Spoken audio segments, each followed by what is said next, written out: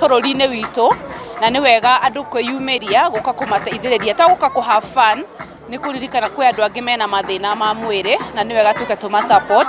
Nĩ tũrera andũ magathimagwo cukari, mũndũ ndagetagĩrĩre nginya rĩrĩa akaigua ũru nĩguo athiĩ agathimwo, tondũ ũngĩmenya mbere rĩ ona ũgũthiĩ nginya ũrĩ mũkũrũ ũtagũkorwo na thĩna wa mwĩrĩ waku. Diabetes alone, we have 5% of the total population in Kenya today affected.